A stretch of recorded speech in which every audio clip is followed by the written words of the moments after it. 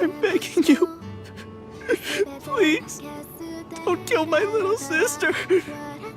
Please don't do it. I'm begging you.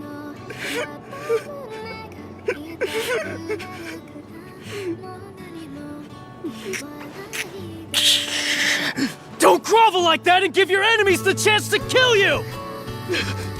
All you're doing is making yourself vulnerable.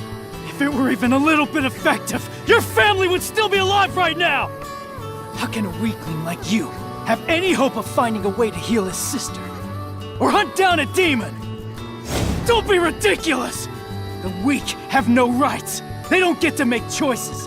All they can do is be relentlessly crushed by the strong. Now maybe the demons know of a way to cure your sister. Maybe! But don't think for even a moment that any one of them is going to respect your wishes. Just like I have no respect for you. That's reality. And why the hell did you throw yourself over her like that?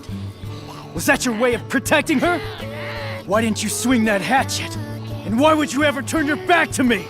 Those mistakes are what led to her capture! I could have easily just skewered the both of you and been done with it! Don't cry. Don't succumb to sorrow. This isn't the time to despair. I know you're devastated right now. Your family massacred.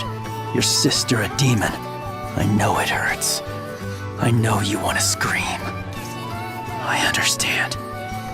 If only I'd gotten here half a day sooner. Maybe then your family would still be alive. However, there's no way to turn back time. So feel it. Feel the pure rage of being unable to forgive. Let it be what gives you the strength to take action. With that fragile resolve of yours, you can't protect your sister. Or heal her. And you'll never get revenge for what happened to your family. No!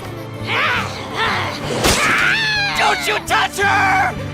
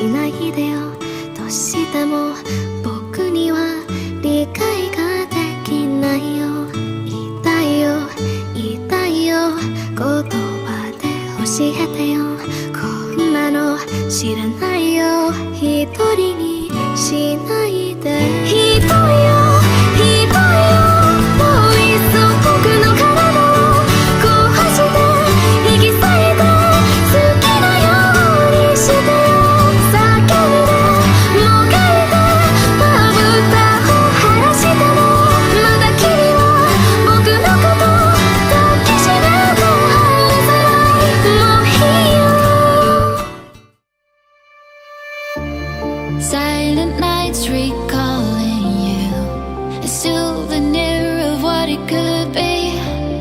Pieces of my mind are yours. I forgot the parts I'm missing. I pretend that we are okay, like nothing's ever broken. And I pretend that we are dancing, like the nights are never ending.